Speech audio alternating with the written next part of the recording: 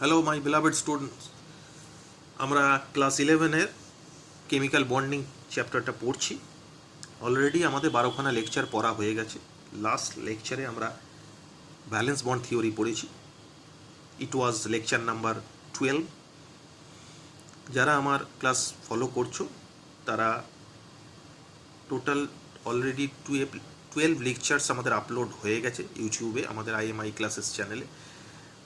প্রত্যেকটা each and individual discussion করে simplest ওয়েতে রিপ্রেজেন্ট করা হয়েছে প্রত্যেকের কাছে।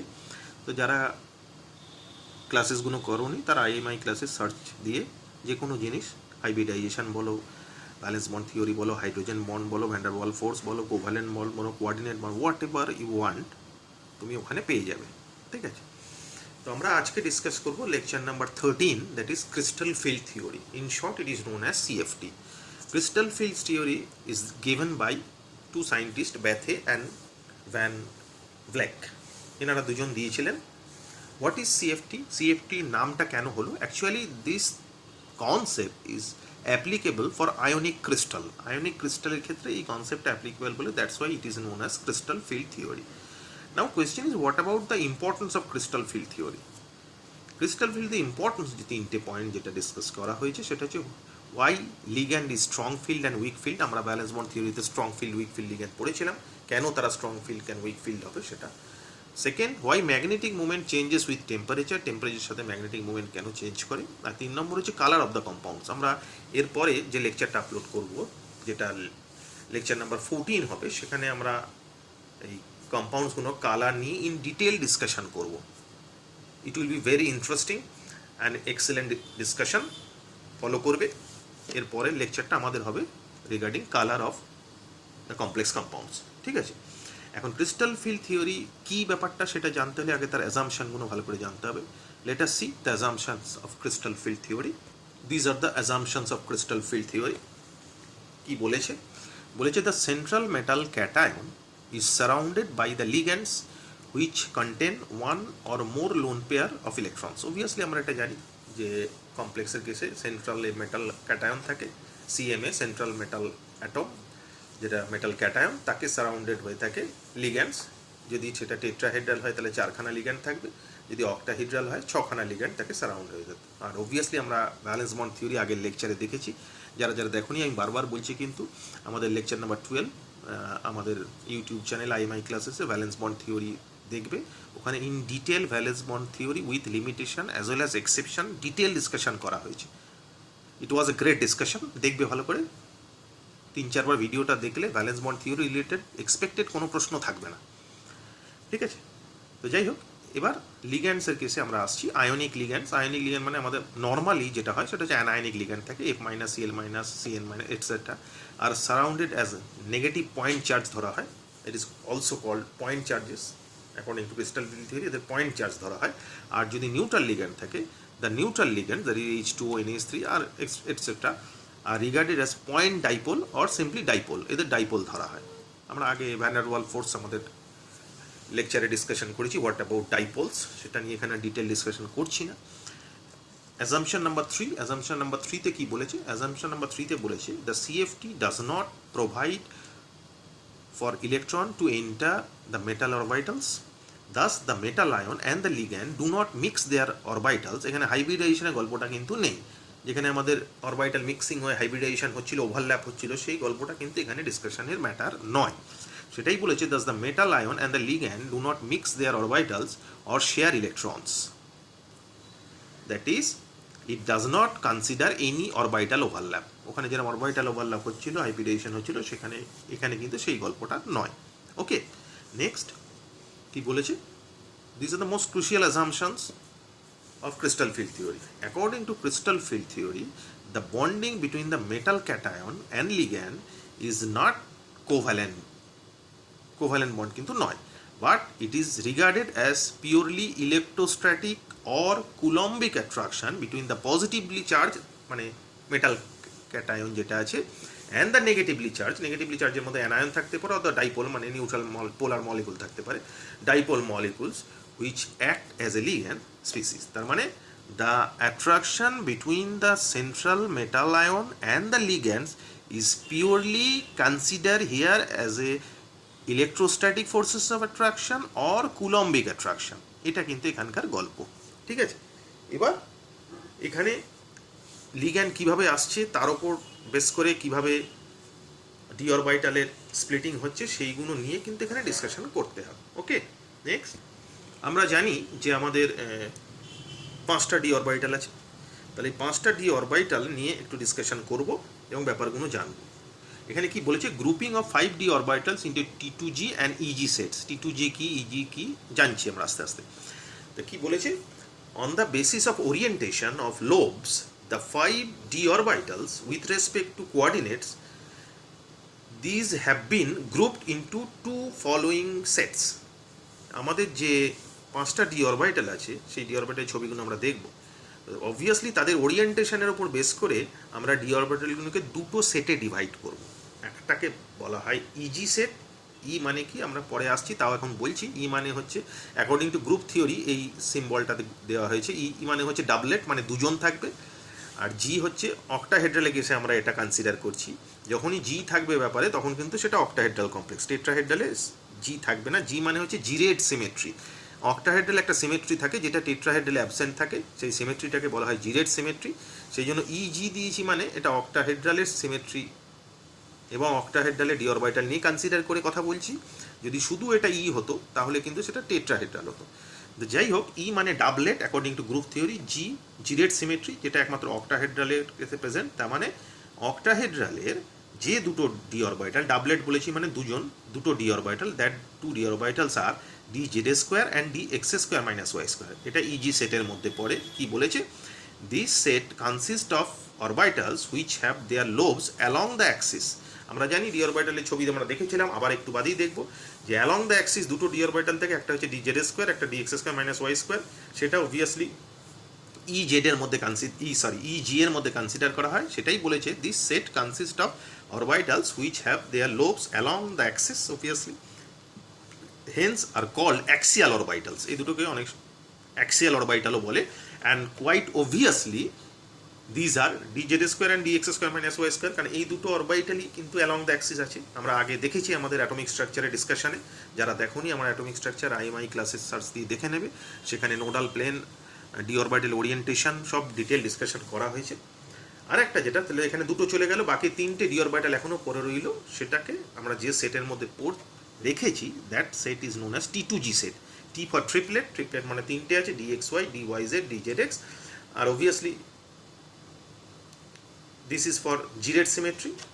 So this is according to group theory, the convention representing convention is basically from group theory. যেহেতু গ্রুপ থিওরি আমরা এখনো পড়িনি, সো এটাকে একটু মনে রাখতে হবে। সো T2G সেটের মধ্যে টি ফর ট্রিপলেট মানে 3জন, জি আছে মানে অক্টাহেড্রাল, আমি আগেই বললাম। তাহলে তার মধ্যে পড়ছে d x Y, D Y Z, D Z x. কি বলেছে, this set include the orbitals whose lobes lie between the axis. আমরা জানি এটা যে d x Y, D Y Z, D Z x, দেখবো আবার ছবি, তাহলে ব্যাপারটা পরিষ্কার হবে। And are call non axial orbital, যেহেতু অ্যাক্সিয়াল ওয়াইজ অ্যাক্সিস ওয়াইজ নেই সেই জন্য। তো let us see the picture, আর একবার দেখে নিই পিকচারগুলো যদি ভুলে গিয়ে থাকি। So this is d x y, obviously x y in between the axis আছে, ওয়াই জেড এর বিটুইন দ্য অ্যাক্সিস আছে, জেড এক্স, এক্স জেড এর বিটুইন দ্য অ্যাক্সিস আছে, অ্যালং দ্য অ্যাক্সিস নেই। আর D x square minus Y square along x axis and y axis আছে, আর d Z square along z axis y আছে। So these are the 5 d orbitals. আমরা জানি, আগে দেখেছিলাম অ্যাটমিক স্ট্রাকচারে, আবার একবার দেখে নিলাম। কেন? কারণ কাজে লাগবে এখানে। এবার আমরা কি, আমার অক্টাহেড্রালে যেহেতু 6টা লিগ্যান্ডস আসছে, 6টা লিগ্যান্ডস আসছে মানে কিভাবে আসবে সেটা জানতে হলে আগে আমরা জানতে হবে যে লিগ্যান্ড কিভাবে আসে। আমরা লিগ্যান্ড আসে অ্যালং দ্য অ্যাক্সিস। আমার 3টে অ্যাক্সিস আছে, x axis, y axis, z axis. তাহলে এক্স অ্যাক্সিসের দুটো পার্ট, একটা ওপর একটা নিচ। জেড ওয়াই অ্যাক্সিসের একটা পার্ট, একটা এপাশে একটা এপাশে। আর জেড অ্যাক্সিসের একটা পার্ট, একটা এইরকমভাবে আছে। তাহলে লিগ্যান্ড 6 দিক দিয়ে 6টা লিগ্যান্ড আছে। অক্টাহেড্রাল কমপ্লেক্স মানে অবভিয়াসলি 6টা লিগ্যান্ড আসছে অ্যালং দ্য অ্যাক্সিস। তাহলে সেটাই বলেছে, assuming the 6 ligands are approaching from x y and z plane. 3টে প্লেন দিয়ে আসছে 6টা লিগ্যান্ড। এখন 3টে প্লেন দিয়ে আসে 6টা লিগ্যান্ড মেটালের দিকে আসছে। মেটালের অলরেডি ডি অরবিটালে ইলেকট্রনস আছে। লিগ্যান্ড যখন আসছে, সে নেগেটিভলি চার্জই হোক আর ডাইপোলারই হোক, অবভিয়াসলি ইলেকট্রন নিয়ে আসছে। Now there is a repulsion between incoming ligand electrons and the electrons present in the d orbital of metal. Obviously repulsion বাড়তে শুরু করবে, রিপালশন বাড়তে শুরু করলেই এনার্জি বাড়তে শুরু করবে। এখন ডি অরবিটালগুলো যেগুলো একটা সিস্টেমেটিক অর্ডারে ছিল উইথ সেম এনার্জি, ডি অরবিটালগুলো সেম এনার্জি থাকলে তাকে বলা হয় ডিজেনারেট অরবিটাল। ডি অরবিটালগুলোর এনার্জি যদি একই লেভেলে থাকে তাহলে সেই অরবিটাল, যে কোনো অরবিটালগুলোকে সেগুলোকে বলা হয় ডিজেনারেট অরবিটাল। এবং সেই ডিজেনারেট অরবিটাল যেটা ইন অ্যাবসেন্স অফ লিগ্যান্ড ছিল, এইবার যখন লিগ্যান্ড আসছে অ্যালং দ্য অ্যাক্সিস বা along x y z plane, তাহলে সেখানে কি হচ্ছে, there is a develop repulsion between the electrons present in the ligands and the electrons present in the d orbital of metal atom. So naturally repulsion increase করছে, energy increase করবে, D orbital গুলো আর degenerate থাকবে না, মানে একই এনার্জিতে থাকবে না। So সেই কারণে লেখা হয়েছে ডিজেনারেসি ইজ লস্ট। আমি ছবি দিয়ে দেখাবো কি ব্যাপার হচ্ছে, ছবি দেখলে ব্যাপারটা আরও পরিষ্কার হবে। ভালো করে শুনে নাও, তারপর ছবিটা দেখাচ্ছি। এবার সেটা হচ্ছে যে এখানে যে ডিজেনারেসি লস্ট হয়ে যাচ্ছে, মানে অবভিয়াসলি যে ডি অরবিটালগুলো ছিল একই এনার্জিতে, সেগুলো আর একই এনার্জিতে থাকবে না, কমে বেড়ে যাবে। এখন এই কমে বেড়ে যাবে, কাদের কমবে কাদের বাড়বে সেটা জানতে হলে আমরা যেটা জানতে হবে সেটা হচ্ছে, আমরা দেখলাম একটু আগে যে লিগ্যান্ডসগুলো কিন্তু অ্যালং দ্য প্লেন আসছে। অ্যালং দ্য প্লেন মানে অ্যালং দ্য অ্যাক্সিস আসছে। এখন অ্যালং দ্য অ্যাক্সিস এলে কোন অরবিটালগুলো বেশি রিপালশন ফেস করবে? যেগুলো অ্যালং দ্য অ্যাক্সিস আছে অবভিয়াসলি। অ্যালং দ্য অ্যাক্সিস কারা আছে? আমরা একটু আগেই দেখলাম d x square minus Y square আর d Z square along the axis আছে। তার মানে এই দুটো অরবিটাল বেশি রিপালশন ফেস করবে। তার মানে এই দুটো অরবিটাল যদি বেশি রিপালশন ফেস করে, অবভিয়াসলি এদের এনার্জি কী হবে? Due to repulsion energy increase করবে। তার মানে এদের দুজনকার এনার্জি বেড়ে যাবে। আর বাকিগুলো এনার্জি, যেহেতু এরা অ্যালং দ্য অ্যাক্সিস এরা তিনজন নেই, তাহলে এরা অত রিপালশন ফেস করবে না, এরা স্টেবল হয়ে যাবে, কারণ ডিজেনারেসি লস্ট করে যাবে। তার ফলে সেটাই এখানে বলেছে যে এই যে ধরো ছবিটা দেওয়া হয়েছে যে এটা d x square minus Y square orbital আর এটা d x y orbital. Obviously x y অ্যাক্সিসের মধ্যে, এবার এই যদি ধরে নিই এক্স অ্যাক্সিস অনুযায়ী লিগ্যান্ডটা আসছে, তাহলে অবভিয়াসলি কোয়াইট ক্লিয়ার যে রিপালশনটা কে বেশি ফেস করছে, d x square minus Y square না d x y? Obviously d x square minus Y square. তাহলে আমি বলতে পারি d x square minus Y square energy d x y থেকে বেড়ে যাবে আর ডিজেনারেসি লস্ট হয়ে যাবে। তাহলে সেম কেস ডি জেড স্কোয়ারও হবে। তাহলে আমি ওভারঅল কি বলতে পারি? ওভারঅল আমি বলতে পারি যে d x square minus Y square আর d Z square orbital energy obviously dxy, dyz আর dzx এর থেকে বেশি হয়ে যাবে। Due to the loss of degeneracy, now the situation is the energy of dx square minus y square and dz square is obviously greater than dxy, dyz and dzx. এবার এই পুরো গল্পটা যেটা আমরা এখানে বললাম, সেটা যদি আমরা পিক্টোরিয়ালি দেখি, ছবি দিয়ে দেখি, তাহলে আমাদের কাছে ব্যাপারটা আরও পরিষ্কার হবে। So let us see the picture. So before going to the picture, এটা আমি আরেকবার বলে দিচ্ছি, অক্টাহেড্রাল কম্পাউন্ডের কাছে T2G হবে, যার মধ্যে পড়ছে ট্রিপলি ডিজেনারেট, মানে তিনটে অরবিটাল থাকবে DXY, DYZ, DZX। আর ইজিতে ডাবলি ডিজেনারেট, তাতে DX square minus Y square, DZ square. According to our previous concept, এই ইজির এনার্জি অবভিয়াসলি T2G থেকে বেশি হবে। দেখবো আমরা সেটা একদম পিক্টোরিয়ালি গ্রাফিক্যালি দেখবো। আর একটা গল্প বলে নিই, সে যে টেট্রাহেড্রালে কেসে কিন্তু ঠিক এর উল্টোটা হয়। টেট্রাহেড্রালে কেসে ঠিক এর উল্টোটা হয়। কিন্তু টেট্রাহেড্রালে আমি একটু আগেই বলেছিলাম যে কোনো সিমেট্রি থাকে না, সেক্ষেত্রে জি সিমেট্রি দেখো নেই। তাহলে ট্রিপলি ডিজেনারেটে T2 হবে। অবভিয়াসলি অরবিটাল ট্রিপলি বলে তিনটেই থাকবে, DXY, DYZ, DZX। আর ই হচ্ছে ডাবলি ডিজেনারেট, তার মধ্যে থাকবে DX square minus Y square, DZ square. Difference কি? জিরেট সিমেট্রিটা টেট্রাহেড্রালে নেই, অক্টাহেড্রালে আছে। এবার টেট্রাহেড্রাল অক্টাহেড্রালে ছবি কীরকম হবে, কীরকম স্প্লিটিং হচ্ছে, আমরা সব দেখবো, কোনো চিন্তা নেই। পুরো ক্রিস্টাল ফিল্ড থিওরি ডিটেলে জানবো। আগে আমরা নর্মাল ট্র্যাকটা দেখে নিই। নর্মাল ছবিটা দেখলে আমাদের কাছে কনসেপ্টটা অনেকটা পরিষ্কার হয়ে যাবে। This be the our normal picture. প্রথমে কী হয়েছে, এটা একটা এনার্জি প্রোফাইল ডায়াগ্রাম আমি এঁকেছি। প্রথমে 5টা অরবিটাল আছে, DXY, DYZ, DZX, DX square minus Y square, DZ square. এই তিনটে T2G, এটা ইজি। এবার এটা প্রথমে এনার্জেটিক্যালি একটু হায়ার স্টেজে যাবে। তারপরে যখন লিগ্যান্ড আসতে শুরু করেছে, প্রথমে এর এক্সাইটেশন হবে। এক্সাইটেশন হওয়ার পর লিগ্যান্ড যেই আসতে শুরু করেছে, স্প্লিটিং হবে। স্প্লিটিং হলে আমি বললাম যে রিপালশন কারা বেশি ফেস করবে? অবভিয়াসলি যারা অ্যালং দ্য অ্যাক্সিস আছে। কারা অ্যালং দ্য অ্যাক্সিস আছে? DX square minus Y square আর DZ স্কোয়ার। তাহলে সেটা এনার্জেটিক্যালি কী হবে? ওপর দিকে চলে যাবে, কারণ আনস্টেবল হয়ে যাবে ডিউ টু রিপালশন। সেই ওপর দিকে চলে গেছে, দেখো e g x square minus Y square, DZ square. আর যারা রিপালশন ফেস করেনি বা কম ফেস করছে, তারা নিচের দিকে চলে গেছে, T2G, মানে DXY, DYZ, DZX। এই যে পুরো এনার্জি যায় পোর্শনটা, এটাকে রিপ্রেজেন্ট করা হয় ডেল্টা ও দিয়ে, ডেল্টা ও অথবা 10 ডিকিউ, এটাকে বলা হয় ক্রিস্টাল ফিল্ড স্প্লিটিং এনার্জি। যেহেতু অরবিটালগুলো স্প্লিট করে গেছে তাহলে টোটাল স্প্লিটিং এনার্জি এটাকে বলা হয়। এর মধ্যে ওপরে কতটা উঠেছে, ওপরে উঠেছে যদি delta o for octahedral, delta for energy, o for octahedral. তো এটা যদি ওপর দিকে কতটা, ওপর দিকে ওঠাটাকে প্লাস দিয়ে বোঝাচ্ছি, তলার দিকে নেমে যাওয়াটাকে মাইনাস দিয়ে বোঝাচ্ছি। তো ওপর দিকে উঠেছে কত, যদি ডেল্টা ও কনসিডার করি তাহলে প্লাস 0.6 ডেল্টা ও, আর যদি ডিকিউ দিয়ে কনসিডার করি তাহলে প্লাস 6 ডিকিউ। আর নিচের দিকে কতটা নেমেছে, মাইনাস 0.4 ডেল্টা ও অথবা মাইনাস 4 ডিকিউ।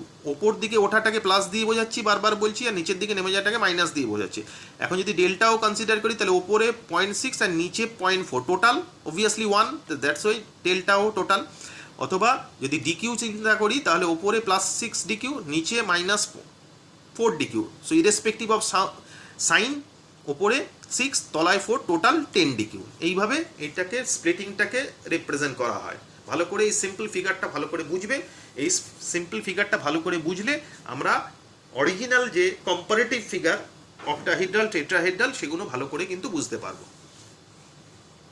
সো দেখা যাক যে আমাদের এবার অক্টাহেড্রাল টেট্রাহেড্রাল কম্বাইন করে কীরকম দাঁড়াচ্ছে, কি গল্পটা হচ্ছে। যেটা একটু আগে আমি বলে দিলাম যে ফ্যাক্টস টু রিমেম্বার, যে degenerate d orbital means same energy d orbitals. After splitting degenerate d orbital becomes non degenerate d orbitals, obviously সেটা আমি একটু আগেই পরিষ্কার বলে দিলাম। এবার আমরা দেখছি যে প্রথমে অক্টাহেড্রালের আর টেট্রাহেড্রালের কীরকম হয়। আমি একটু আগেই বললাম যে অক্টাহেড্রাল টেট্রাহেড্রাল একটা আর একটা উল্টো, সেটা একটু ভালো করে দেখবো। 5খানা ডি অরবিটাল আছে, x y, y z, z x, x square minus Y square, z square. Energy profile diagram again. তো আমি অক্টাহেড্রাল একটু আগেই দেখলাম, ওপর দিকে দুটো উঠে যাবে, ডি জেড স্কোয়ার আর D x square minus Y square, যার নাম ইজি দিয়েছি। সেটা টোটালটা ডেল্টা ও, ওপর দিকে রয়েছে যদি ডেল্টা ও দিয়ে বোঝাই প্লাস 0.6 ডেল্টা ও, অথবা ডিকিউ দিয়ে বোঝালে প্লাস 6 ডিকিউ। আর নিচের দিকে নামলে মাইনাস 0.4 ডেল্টা ও অথবা মাইনাস 4 ডিকিউ। এটা আমি একটু আগে ডিসকাশন করলাম। মাঝখানে এটাকে বলা হয় ব্যারি সেন্টার, মাঝখানের এইটাকে বলা হয় ব্যারি সেন্টার। ব্যারি সেন্টারের ওপরে উঠেছে প্লাস 0.6 ডেল্টা ও বা প্লাস 6 ডিকিউ, ব্যারি সেন্টারের নিচে নেমেছে মাইনাস 0.4 ডেল্টা ও বা মাইনাস 4 ডিকিউ। এবার টেট্রাহেড্রালে যদি আসি, টেট্রাহেড্রালে কিন্তু ঠিক এর উল্টোটা হয়।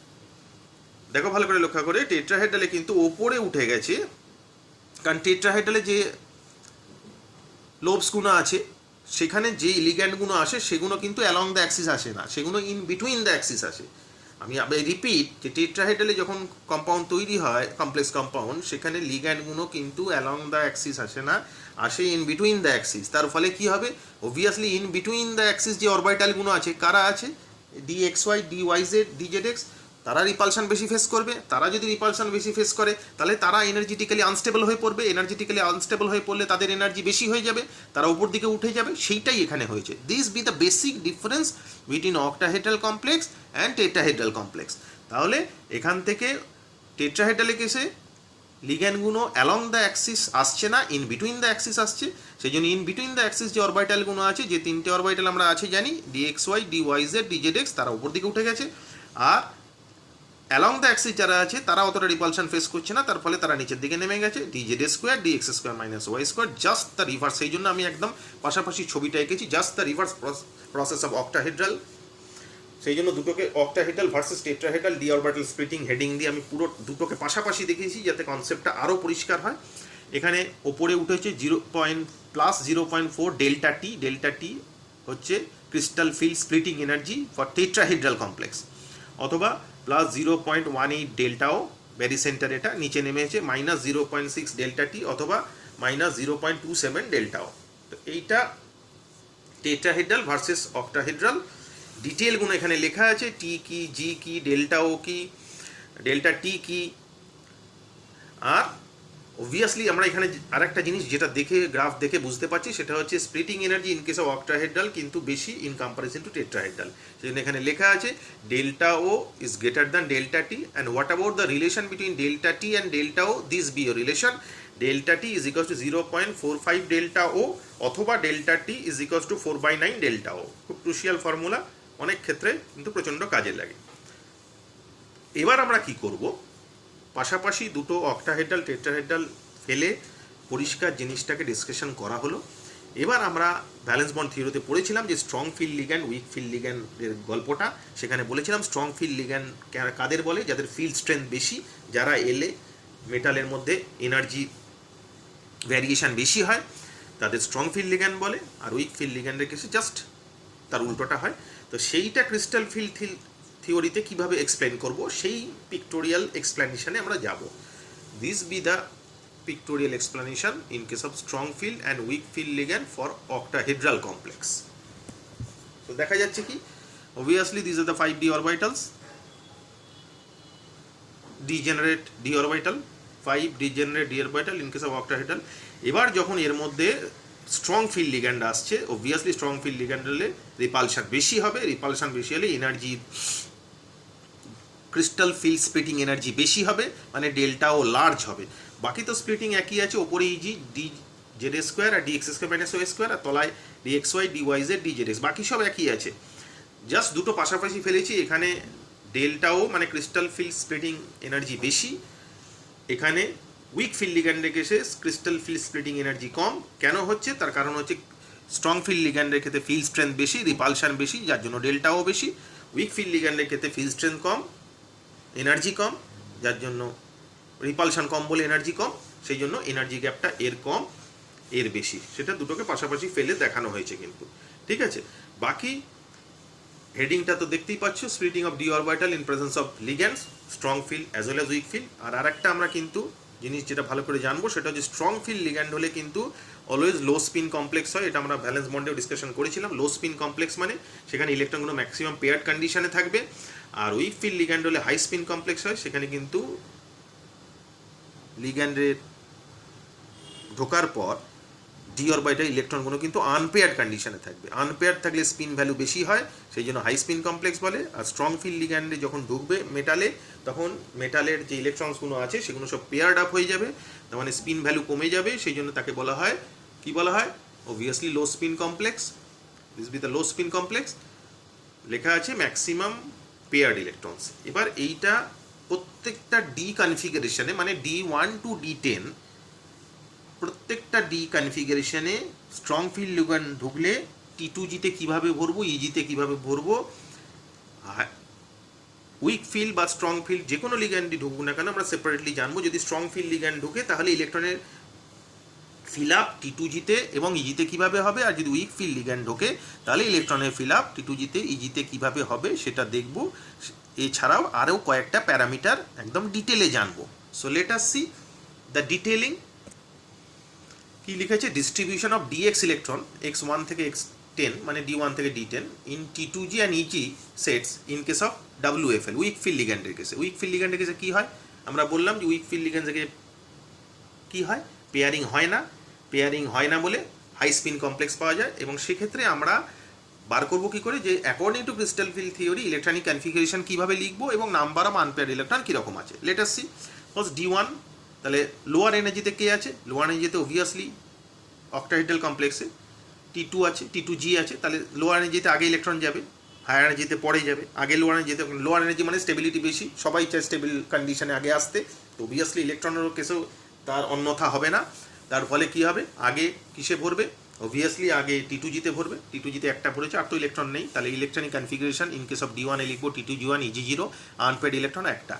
D2-তে T2G-তে দুটো ঢুকবে, তাহলে কনফিগারেশন T2G2 EG0, আনপেয়ার 2। D3-তে T2G-তে তিনটে ঢুকেছে, T2G3 EG0, আনপেয়ার 3। D4-এ পেয়ারিং হবে না কিন্তু, কেন, কারণ week field ligand maximum unpaired কন্ডিশনে থাকবে, হাই স্পিন কমপ্লেক্স তৈরি হয় বলে। তাহলে T2G-তে তিনটে ঢোকার পর আর একটা কিন্তু T2G-তে আর ঢুকবে না, ইজিতে যাবে, তাহলে কনফিগারেশন T2G3 EG1, আনপেয়ার 4টে। D5-এ অবভিয়াসলি T2G-তে তিনটে ঢোকার পর ইজিতে দুটো ঢুকবে, T2G3 EG2, আনপেয়ার্ড ইলেকট্রন 5টা। এইবার 6 নম্বরটা কোথায় ঢুকবে, অবভিয়াসলি আবার সেই লোয়ার এনার্জিতে ঢুকবে, তার মানে T2G-তে আরেকটা ঢুকে গেল, তাহলে T2G4 EG2, আনপেয়ার 4টে। একইভাবে এইভাবে T2G5 EG2 D7-এ, D8-এ T2G6 EG2, unpair 2টো, এইভাবে আবার কমতে কমতে আসছে কিন্তু, ভালো করে লক্ষ্য করে দেবে আনপেয়ার্ড ইলেকট্রন। D9-এ T2G6 EG3 একটা, আর D10-এ অবভিয়াসলি কোনো আনপেয়ার্ড ইলেকট্রন থাকবে না, আর পুরো T2G EG পুরো প্যাকড হয়ে যাবে, পুরো ফিল আপ হয়ে যাবে, T2G6 EG4 0। তো এটা হচ্ছে উইক ফিল্ড লিগ্যান্ডে কেসে কীভাবে আমরা according to crystal field theory T2G এবং EG অরবিটাল ইলেকট্রন ঘুরবো। ওকে, এখানে আমরা নর্মাল লিখেছি কি T2GP EGQ, সেইভাবে পরপর সাজিয়েছি। এবার আমরা স্ট্রং ফিল্ড লিগ্যান্ডে দেবো। স্ট্রং ফিল্ড লিগ্যান্ডে কী হয়? স্ট্রং ফিল্ড লিগ্যান্ডে অবভিয়াসলি পেয়ারিং হয়, তার মানে ভরবে কীভাবে, লেট আস সি, দেখা যাক কীভাবে ভরছে। তো আবার সেই D1 থেকে D10 কনফিগারেশন। D1 কিছু করার নেই, একটাই আছে, তাহলে T2G1 EG0 একটা আনপেয়ার। D2 তাই আছে, T2G2 EG0 একই আছে। D3 পর্যন্ত উইক ফিল্ড স্ট্রং ফিল্ডে একই আছে। গল্প শুরু হচ্ছে D4 থেকে। D4-এ কিন্তু উইক ফিল্ডে এখানে চলে এসেছিলো, কিন্তু স্ট্রং ফিল্ডে সব পেয়ার্ড ইলেকট্রন থাকবে, লো স্পিন কমপ্লেক্স তৈরি হয়, তাহলে কিন্তু আর ইজিতে যাবে না, T2Gতেই যাবে। এইভাবে T2G4 EG0, D5-এ T2G5 EG0, D6-এ T2G6 EG0। এবার T2G পুরো ভরে গেছে, আর কিছু করার নেই।